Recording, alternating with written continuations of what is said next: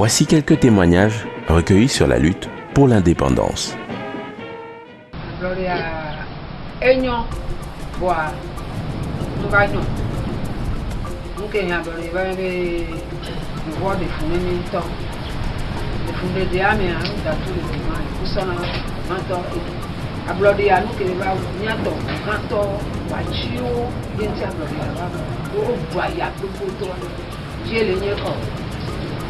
Yovo nous va y non.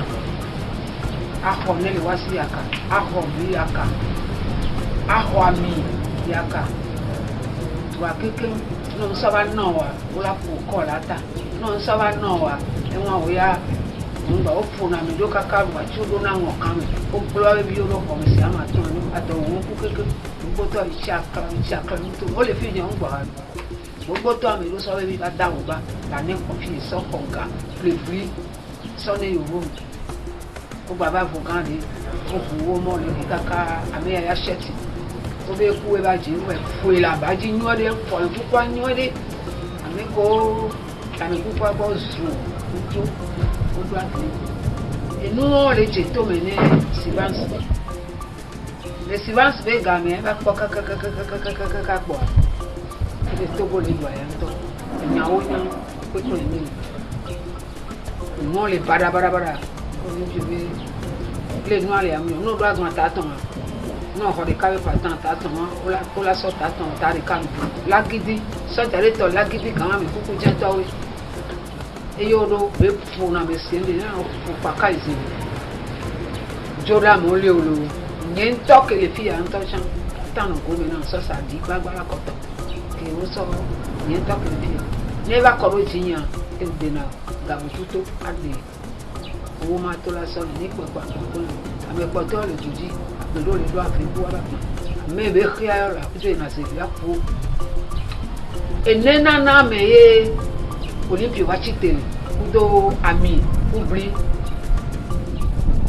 malebe odo to ame boy wa chi odo to en wa go le ta ja fi le ta e ne sofida o le na la si nyawa si ban si la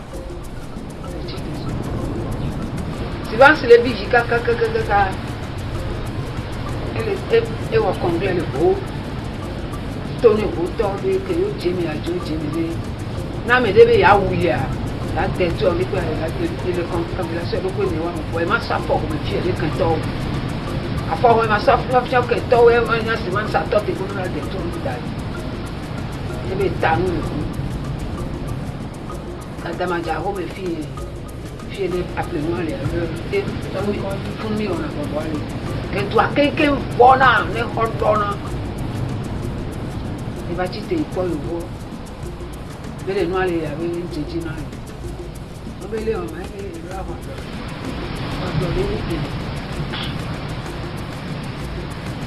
on jeji et il kakole bon chamia blo de vieux mi me kanwame et kaya mi le tout le koto pour se bébé nyan toto gonto sorika ni a blo le vieux to so yo gaso kwa blo ni copier les calame dessus il va le dire ni kaka pour d'accord quand d'aller na va akame oyi ko la po atako andesu ni sakwa comme il monto ami we a oju ya ba ni fún wa me emi sa hajido ya kochuchu moto abeha to nyemalo lo nyemalo be o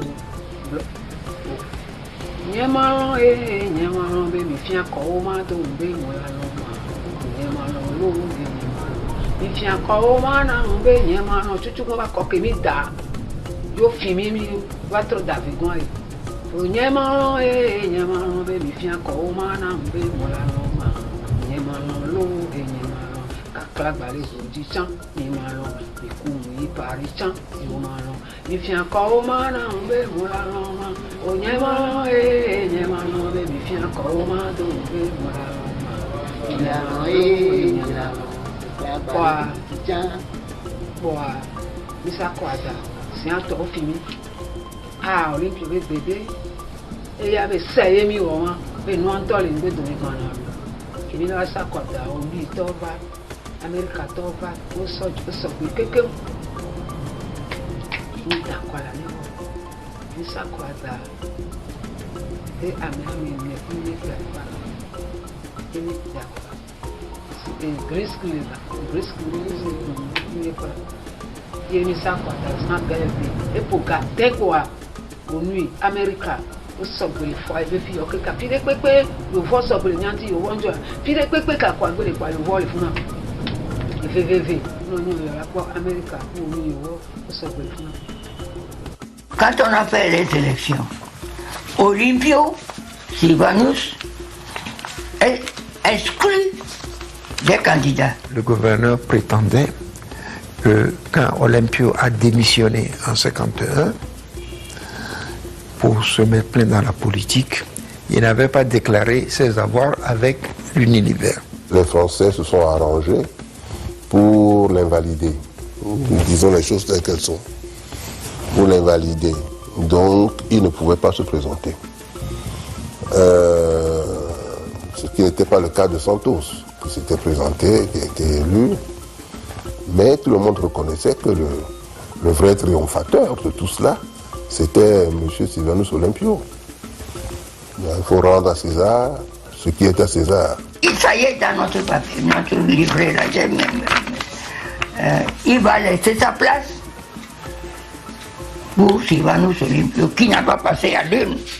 Et le gouverneur de l'époque, il disait que hey, ça va vous coûter, vous allez laisser votre place au lui. Oui. C'est leur photo, ça. Photo du comité de l'unité togolaise. Tous les Togolais. Nous aussi, qui soutenons la France, afin qu'on parvienne à l'indépendance, nous doit créer Parti Togolais du Progrès.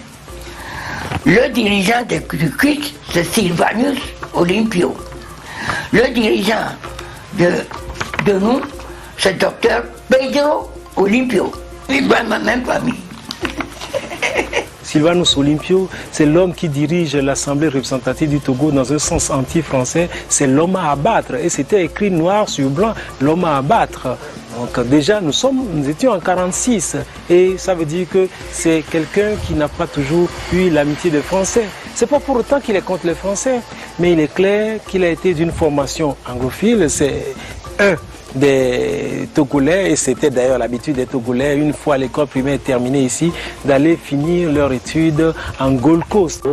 La musulmane, celle des missionnaires allemands, le collège moderne français et l'école normale d'instituteurs a contribué à donner de l'essor à l'enseignement togolais. Dans cet établissement, les futurs maîtres d'école reçoivent leur formation. À côté des études, le sport tient une grande place.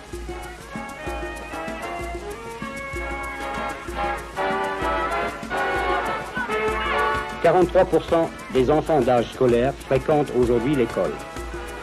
En 1946, on en comptait moins de 12%.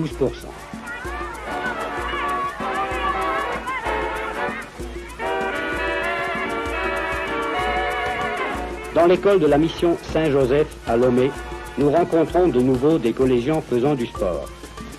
Les activités sportives les plus diverses ont été favorisées par l'administration française et le nouveau gouvernement du Togo continue à les encourager. L'enseignement scientifique et l'éducation artistique n'en sont pas pour autant négligés. L'audition au Togo du Vénérabilis de Mozart est une véritable révélation.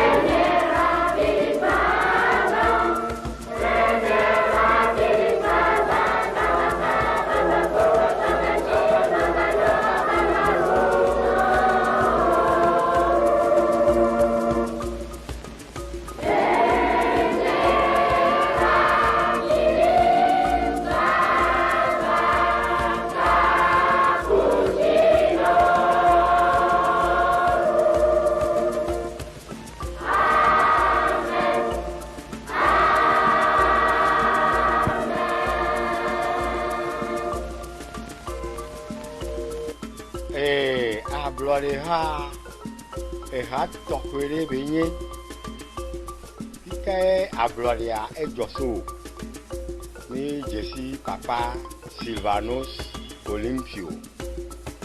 nke gome mi jesiro miato jesiro miato elinko elenye o gomebu agbesdo kenye ablogame numéro 1 me fioa o ki o onyi hon enwa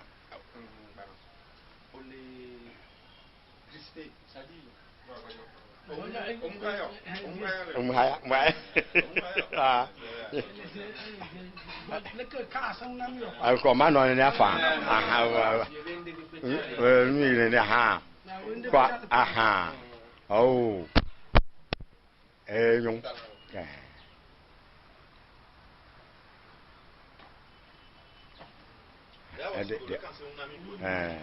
Aha.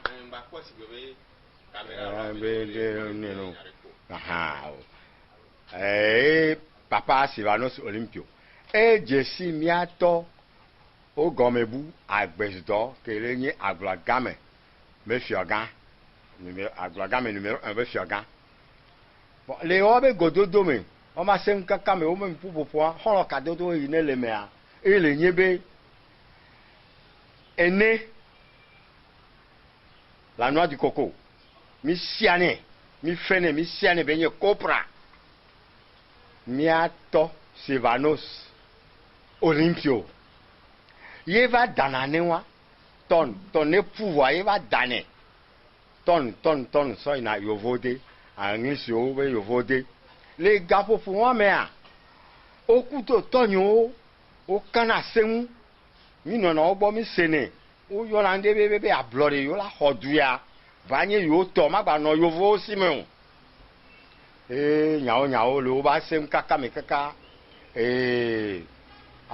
miato Sylvanus Olympio les gars pour moi mais yeso copra be nyon sova a bloody be nyala va di kaka be yo awadika ne yo hodu ya o yo miata gan amelejes be Ben Akpalo Noé Kotokuli Augustino Pa de Souza Ocha Onono Nene Obe Dosovie Lenye Anani Santos Lenye Loya Oma Megalika Loya Kosiga Loya Dalmeda Wokekin Popo Ovana Tonye Bola Bloga me fie ga Popo Amea a bloga me a nechi ve me beni tonye do nechi no o po ya me o ma pon dokuso o wana bobole e tonye ve a homi e tonye ne fio a e fio kera gba kwerenti o le beni gba di fio o yo Joseph Jineku aklasu e bore tonye nchi o yo ekulu a jale o bore tonye nchi on a ta pepe mi va kono mi sene ha gabo po me a ni ta pepe la va yeji obe o dia o ta pepe ne ju kwa so jo ke no yin ye janda ma kuku je o ro na kuku lo bori ni kuku lo bori o ro na wa ele jere kakiwe no na onchi o munana no me de pepe Oso pompo Sylvanus Olympio kele miato ale tone miato bele e juale keye bele de susune ya e juya yo la khole vosi passe yo vosi yo la we di canton passe ben kalole mi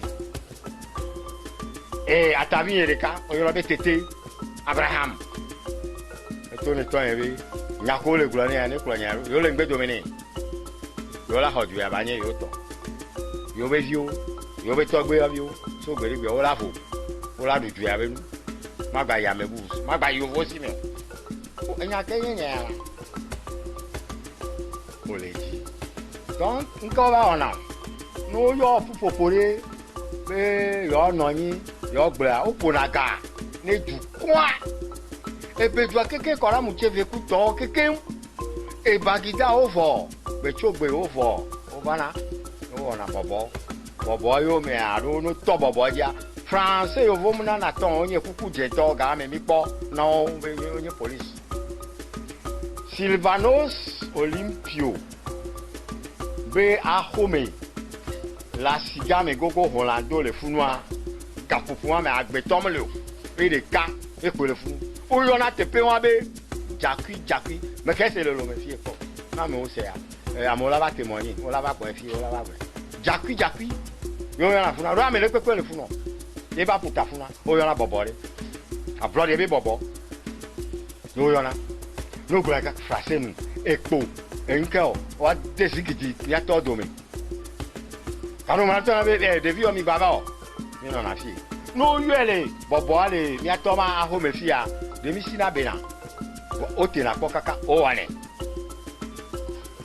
e va me ablo ni nya vale kaka o ina boga o ina pali me o ina ngoche apumpu na mo kaka aneho me fioga me le do kina chirela kam yosu ele ye fioga kame gafu fu me okutonya de kam de ko wana ye obi a ke bobo le no le ke a le lo ame ale ame alo ame ale ko ame tan o le mi su bo le ke o obi yo so bobo yi aneho yo be wala ne fa onya be nko yo le wa enu tonto e ko sitia nkelo ehun lori mlele ke o sisa lori aba bof sisa ehun mlele ke o america caro aussi enye personnel ne la so keke mbo keke mo ko si gale o so na keke mia no mia dadao o site yo be do anyway le train les besito fie ne yo so ya ne ho ko ya oh so jo le funu gendarme police o so be kuku jejeje wa o ma tengo ko heli yo ka me ale nke ba jo eto ni ba yo mo bo no dasi heli we anchi wa yo la ya ne ho mi ada do ku mi no o va Calibé.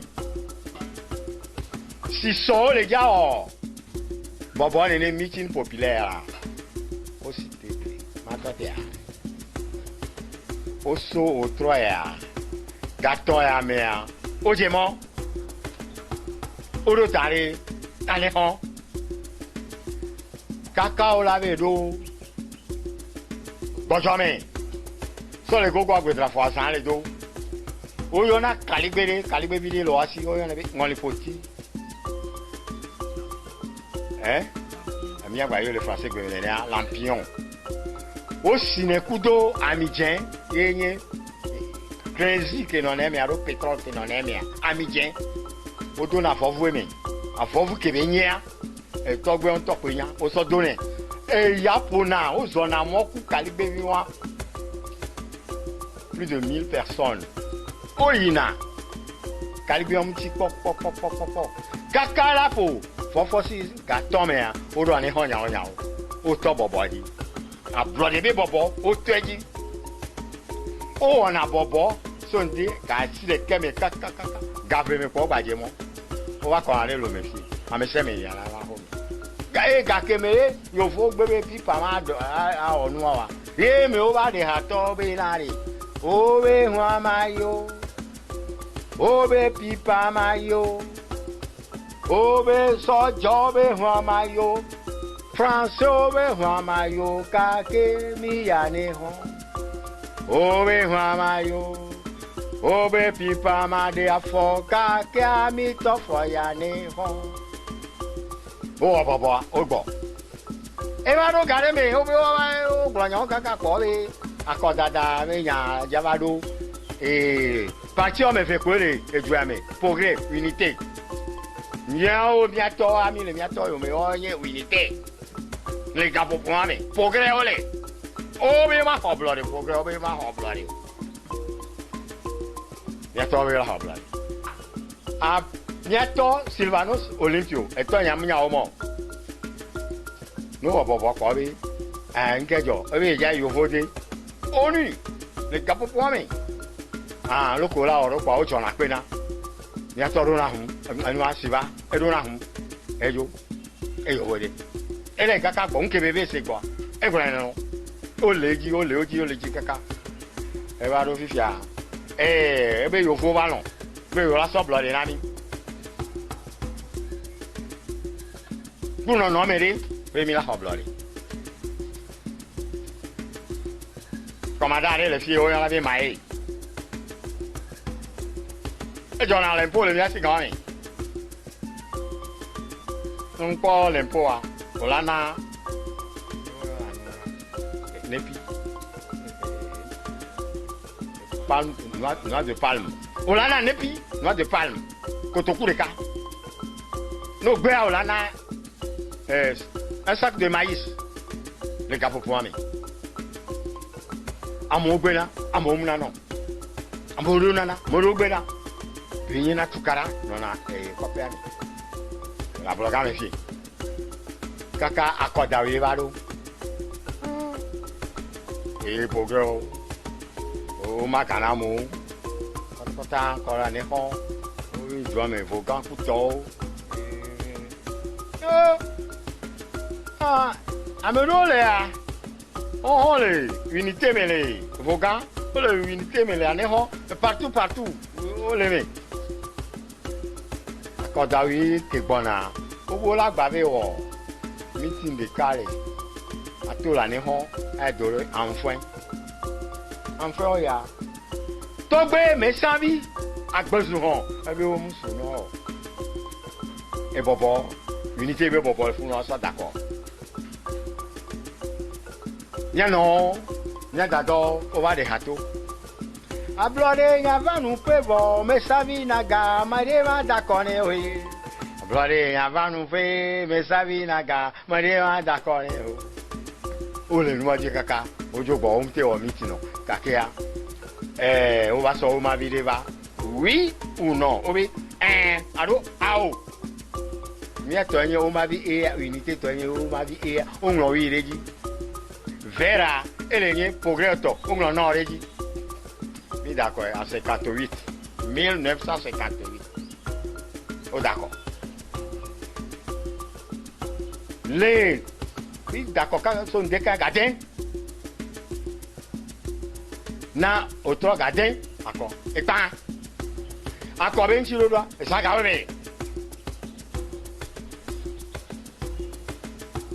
Ablo de hato. On a mis à fofo de Yema, Bons, Amoko, quelqu'un, Muyona, Mizifia, Egbeko. Yomene Fanon, ou quelqu'un, Ojo, Yema, Bons, Radio Mulu, téléphone Mulu, Gamion. Yema, Bons, et Tofort, soit Sigame. A Bobo comme le fou, a Fokole Toye.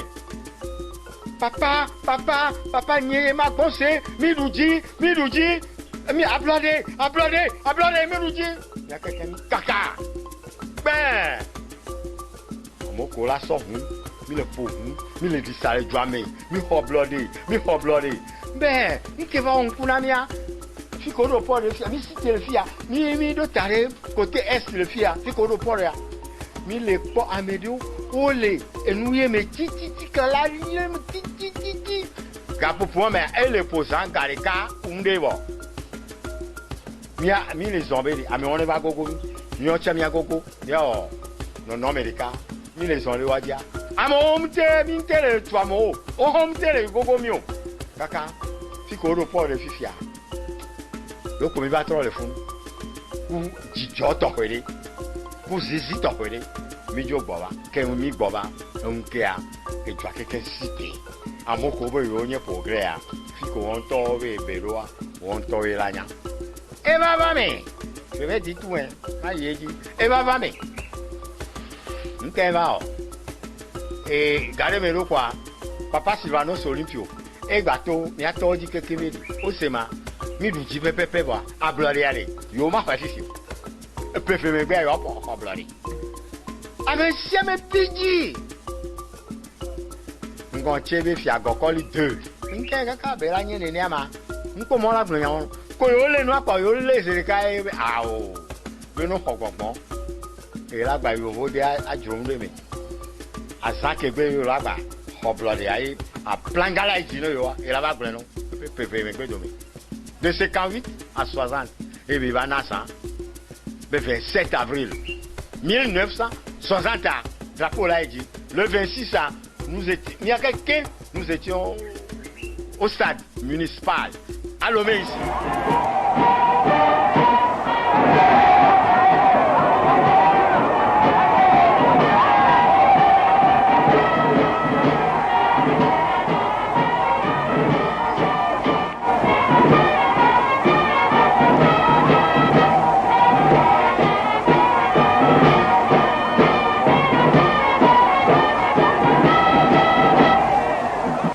Togolais, Togolaises, nous voilà enfin au bout de notre chemin.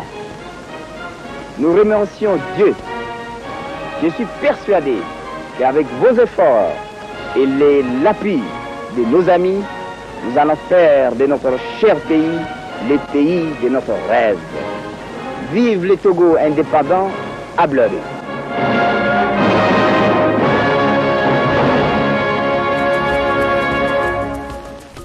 Blori nyanga togoa pewe peye biko nya togo viwo kata mi pe fun supo nya odo kusibansu ke ni togo biko no virolo bano nya to mejire yo e togo pata la blode me so ma vo so yi ma fo mi yo na la gbe na fo e mi yo da ku ya na ne ba jo polo ni biji o mi yo na la pedra poi mi ya da buona ne va giù poi mi te dia e ya e la penusua ya da lo liga via sode mi te dia e ya e la penusua ya da lo liga via sode mi da ko mi te ji mi da ko mi te ji mi yo na la pedra poi mi ya da ku ya na ne va giù poi Olympio va gbagba kene beji eje ni devio eje ni gbebio eje ni nyame ko mi le defile onya yo pata eje ni nyame bio ye va gbagba ya je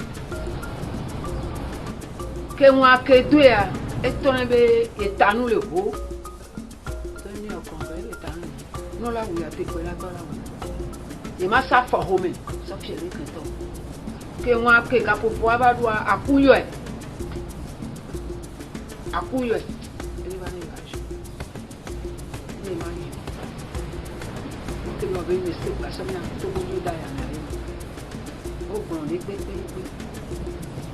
e va poser un gars et va le tourner on est toujours dans le dossier oui belle moule nyanya me no Olympio bo le ja wi yo wi la bo le nyanya me ne su dentro